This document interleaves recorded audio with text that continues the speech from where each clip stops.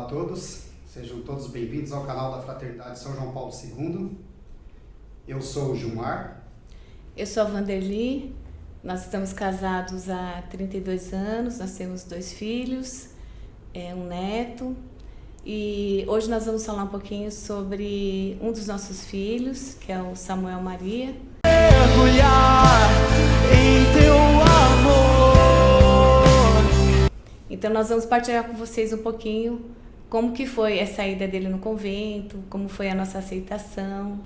O chamado do irmão Samuel começou na vida da gente desde o nascimento, nós podemos assim dizer. Por se tratar de um parto que foi complicado, a Vanderly entrou no 7º mês, né? E após o rompimento da bolsa, nós tivemos que correr até o hospital, passamos por todos os procedimentos, ele nasceu, porém nasceu com uma insuficiência respiratória, teve que tomar vários medicamentos, ficou 15 dias no hospital e ele tomou um medicamento muito importante e na segunda vez que foi aplicado esse medicamento, o médico chegou na sala e perguntou para a Vanderly se nós acreditávamos em Deus e a Vanderly respondeu. Sim, aí eu comentei com o médico, né? Ele falou que o estado do Samuel era grave, que ele tinha tido várias paradas e que o que a ciência podia fazer, eles já tinham feito. E que se nós tínhamos alguma crença, se acreditávamos em algo, que tínhamos que entregar, né? E naquele momento eu falei para ele, falei, sim, nós cremos em Deus, e antes dele ser nosso, ele é de Deus, e a vontade de Deus que seja feita. Assim nós esperamos, assim nós confiamos, que a vontade de Deus é muito maior do que a nossa. E pedi à Virgem Maria, a Jesus, que cuidasse daquela situação. E aí o processo, né, o médico pediu que nós, inclusive até em processo até de pensar em velório, enfim, porque era processo de morte. Porém nós conhecíamos um casal, amigos nossos de curso de noivos ainda, que eram também caminham conosco desde quando a gente fez o curso de noivos aqui na Perpétuo, e convidamos eles porque nós queríamos batizar o Samuel, né, porque como ele corria risco de morte, e convidamos um amigo nosso. E o Gilmar fez o contato com esse nosso amigo, o Gilmar pode contar melhor. Ele foi visitar comigo o Samuel e ele falou, olha, precisamos batizar porque o estado realmente é crítico e a gente não sabe se ele vai sobreviver e ele não poderia morrer pagão, né? E como ele tinha um conhecimento da fé um pouco maior que o nosso, o Samuel foi batizado e o médico, quando ele falou isso para Vanderly, ele falou que somente por um milagre que o Samuel iria escapar, porque ele já tinha feito tudo que a medicina podia fazer. E a Vanderly falou para ele que ele tinha sido consagrado a Nossa Senhora.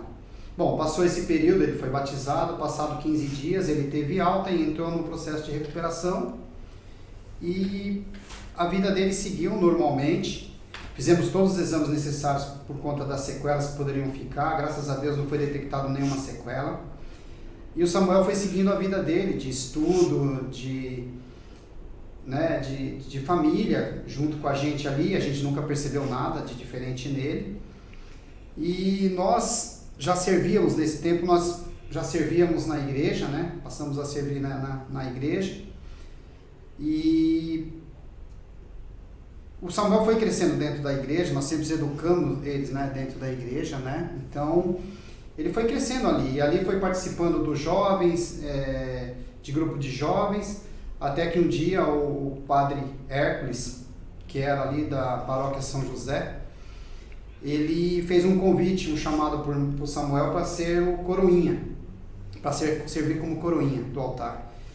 O Samuel nos procurou, nós falamos, olha filho, a decisão é sua, não é porque nós estamos dentro da igreja que vocês também têm que servir. A decisão tem que ser sua. E ele falou, então tá bom, então eu vou procurar o padre e eu vou resolver com ele. Passados uns dias, ele foi conversar com o padre, deu sim para o padre e depois nos comunicou que iria começar a servir o altar. Nós tivemos também várias experiências que Deus foi dando o sinal para a gente de que algo diferente ia acontecer na vida dele. Né? A Vanderly pode dar um testemunho, inclusive com o padre Hércules, de uma conversa que ela teve com ele. Tivemos uma reunião uma vez, uma determinada situação de um problema que teve com os coroinhas, e o padre convidou eu e mais duas mães para conversarmos. E naquele momento, na conversa, o padre mesmo comentou, ele falou: o seu filho, antes de ser seu, né, ele é de Jesus e ele já foi consagrado dentro do seu ventre. E eu confirmei isso, né, que sabia, tanto que o padre o chamava de cardeal. O padre via nele, sim, vocação, e ele queria investir na vocação dele. Só que o Samuel serviu um tempo na São José, e depois ele saiu da São José e foi para Santo Antônio. Lá ele conheceu o padre Ailton, conheceu os jovens, começou a participar de grupo de jovens lá. E lá ele começou a caminhada dele religiosa, né? Ele começou a fazer os encontros deles, orações com o padre Ailton, alguns dos irmãos no início da fundação da Fraternidade São João Paulo II. E nós fomos acompanhando esse processo. No começo nós não entendíamos muito que tantas reuniões que eles tinham, né? O que eram essas reuniões, esses encontros, retiros, eles tinham retiros. Mas a gente entendia porque estava dentro da igreja, então isso não nos preocupava, porque nós sabíamos que podia ficar tranquilos. E porque ele estava também com o padre Ailton, a gente confiava muito bem no padre Ailton, já conhecíamos ele também. E o Samuel foi caminhando dessa forma. E num desses momentos, em casa, o Samuel já testemunhou algumas vezes aqui, ele teve encontro pessoal com o Senhor, umas missas de cura, Deus falava muito com ele. Aí ele teve encontro pessoal em casa, num momento de oração. Ele tinha 15 anos e o Senhor falou no coração dele. Vi o rei me chamar. Ele tinha dúvida do chamado e ali foi confirmado o chamado dele, né? Nós percebemos isso e ele foi fazendo a formação dele. Nós ainda não sabíamos da existência da Fraternidade São João Paulo II. O Gilmar tinha uma certa preocupação, ele até falava assim de ser padre, que ele tinha vontade de ser padre. Nós não pensávamos numa vida religiosa, e sim numa vida, né, no seminário.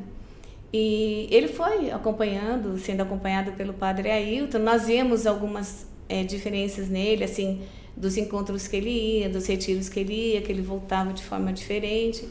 Mas eu sentia no meu coração que antes dos 18 anos, porque normalmente no seminário entra com 18 anos, mas Deus colocava no meu coração que antes dos 18 anos ele ia embora de casa.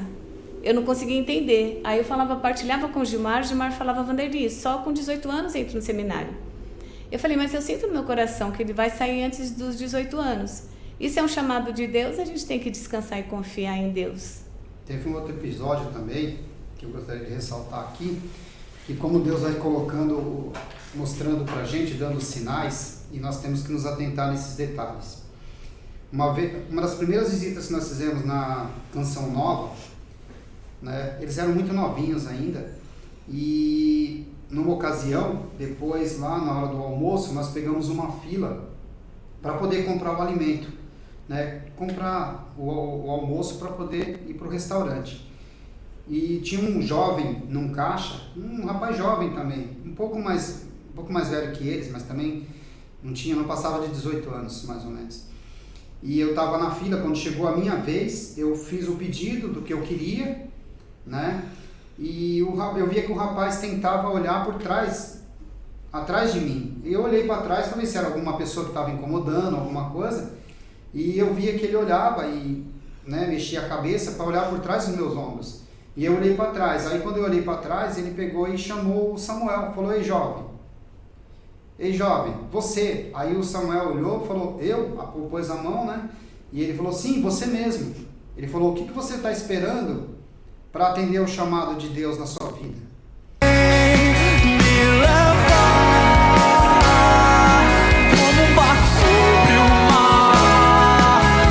E aquilo pra gente foi estranho, porque a gente nunca tinha visto aquele rapaz, era a primeira vez lá na Canção Nova.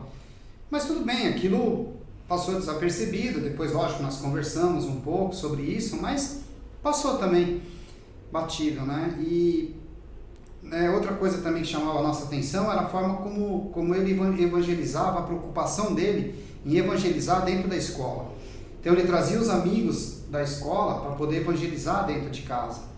E a forma dele ser dentro da escola também chamava a atenção dos colegas, dos professores, né? E ele não era diferente, ele não queria ser diferente dentro da escola, ele não tinha vergonha de ser o que Deus queria para a vida dele. Isso realmente nós somos testemunhas de que ele nunca omitiu, nunca fez questão de esconder. Pelo contrário, ele tentava evangelizar o máximo possível os colegas de escola. Nós estávamos na Canção Nova e de férias, em outras férias, só estava eu e a Vanderly. Foi quando a Vanderly me chamou para conversar lá na Canção Nova, que ela me deu a notícia de que o Padre Ailton estava fundando a Fraternidade São João Paulo II e que provavelmente o Samuel iria deixar a nossa casa. E quando eu falei com o Gilmar foi uma coisa muito rápida, porque eu falei com o Gilmar uma semana, na outra o Samuel já ia embora. E ele falou, Vanderly, você já estava sabendo? Eu falei, não estava sabendo. Eu fiquei sabendo agora, quando a gente estava vindo para cá. Ele comentou e pediu que eu comunicasse. Nada melhor do que no lugar onde nós estávamos em oração. Aí falei para o Gilmar, ele ficou um pouco assustado, porque quando nós temos nossos filhos, a gente pensa no relacionamento, um casamento, eles terem uma família, estudos, netos. A gente cria essa expectativa, não pensa que a gente vai ter um filho sacerdote, né? E aí eu falei para o Gilmar, olha, há pouco tempo ele vai embora, menos de uma semana que vem ele já está indo. E realmente ele foi com menos de 18 anos, ele tinha 18 anos incompletos, e saiu com uma malinha lá, com poucas mudas de roupa, que ele não podia levar muitas coisas. O que ele tinha, ele deixou. Ele literalmente deixou tudo para trás, deixou roupas, ele ia com aquelas mudinhas de roupa que a fraternidade tem, não precisa muita coisa, era o que ele precisava para viver a vida dele. Nós abençoamos, falamos, sim, filho, nós te abençoamos e você vai viver sua vida. Se não for isso, a casa está aberta para você. Você é nosso filho e você vai ser muito bem-vindo de volta. Mas nós estamos aqui para o que você precisar. O que vocês precisarem lá, você pode contar com a gente. E na família foi assim um choque, né? Apesar de algumas pessoas perceberem algo diferente nele, ficam dois extremos. Um, que as pessoas falam, nós fizemos uma imersão na cabeça dele por sermos da igreja, por vivermos na igreja. A criança segue, vê aquilo e acha que a vida dela é ficar dentro de uma igreja. E o outro extremo é daqueles que falam, nossa, que legal, né? Você vai ter um filho padre, que legal que ele foi para o convento. As pessoas ainda não entendem muito bem o que é uma vida religiosa, do que de uma vida no seminário. Mas, enfim, quando as pessoas perguntam, a gente explica a diferença de cada um. As pessoas criam uma expectativa do sacerdócio dele, quando ele vai ser sacerdote. Mas ele está na caminhada dele, a gente está sempre, né, na medida do possível, acompanhando. A gente não fica o tempo todo em cima dele, porque a gente acredita que ele tem que ter a caminhada dele. Hoje nós tivemos a oportunidade de estar perto dele, mas amanhã nós não sabemos como que vai ser, como ele tem uma vida religiosa e que ele pode estar hoje aqui, ou pode ir até para outra cidade ou até para outro país, nós não sabemos. Mas a gente fica muito feliz, porque graças a Deus, que Deus escolheu ele nessa caminhada. Tem pessoas que mesmo vivendo na igreja, elas não conseguem entender. Se um filho quer fazer uma tentativa, fazer uma experiência num seminário, os pais já ficam desesperados. Podem estar na igreja, já vi experiência dessas com várias pessoas que estão na igreja, que caminham na igreja, mas que não abençoam os filhos para pelo menos tentar fazer essa experiência da vida religiosa. E nós, graças a Deus, podemos fazer isso com Samuel. E tem pessoas que falaram pra gente, nossa, agora ele vai ser sacerdote, vocês não vão ter mais netos, se o Lucas casar vai ter filhos, se não, é só o Lucas, né? E o Samuel não, como é que vai ser? Eu falei, Deus nos abençoou com tantos filhos, né? Que a fraternidade são nossos filhos, né? Todos os jovens da fraternidade nós temos como filhos, até o Padre Ailton nós temos como filho, porque a gente caminha com ele, nós somos, claro, bem mais velhos que ele. Mas assim, temos todos como nossos filhos, né? Deus nos abençoou com uma grande família, né? Que é a família Fraternidade São João Paulo II, que é essa caminhada do Samuel. E aqui fica um alerta também para os pais que às vezes ficam questionando, falar, eu não quero meu filho nessa vida. E as pessoas falaram também, nossa, um rapaz tão lindo, tão bonito, vai ser padre, que desperdício. Não, isso não é desperdício não, né? Isso não é desperdício. Eu agradeço a Deus por ele ter tido esse chamado. Não vai ser fácil, nós sabemos disso, porque não é porque está numa vida religiosa que as coisas vão ser tranquilas, que eles não vão ter as lutas deles. O Samuel vai ter a luta dele sim, já tem a luta dele na caminhada religiosa dele, e ainda vai ter muito que lutar. Nós vemos tantas coisas na igreja acontecendo, e principalmente nessa época que nós estamos vivendo, né, muitas realidades acontecendo, infelizmente, que Deus possa mesmo despertar no coração das famílias, dos jovens, religiosos e religiosas para a vida sacerdotal, porque é muito cômodo nós ficarmos aqui no nosso comodismo, exigir tanto dos sacerdotes, dos religiosos, e nós não fazermos nada, né? Não rezarmos pelos sacerdotes, pela vida deles, que não é fácil. É muita crítica diante da igreja, diante dos sacerdotes, diante dos religiosos. As pessoas ficam esperando a oportunidade para apontar as falhas, e nós deveríamos olhar mais para a realidade que nós vivemos, que nós precisamos sim de sacerdotes santos. Eu espero em Deus que o Samuel seja realmente um exemplo dentro da igreja, dentro da vida religiosa dele, e esperamos assim que isso toque o coração das famílias mesmo, e nós recebemos Jesus vivo na Eucaristia pelos sacerdotes. Se nós não tivermos os sacerdotes, cada vez que a gente perde o sacerdote, seja deixando a vocação, o chamado deles, ou quando a gente perde, até por conta de tanta doença, esse Covid, tantas coisas acontecendo, perdemos muitos sacerdotes que morreram. Isso dói, porque é um sacerdote a menos cada vez que a gente perde. E a gente precisa sim de sacerdotes. Sem ti eu não consigo prosseguir.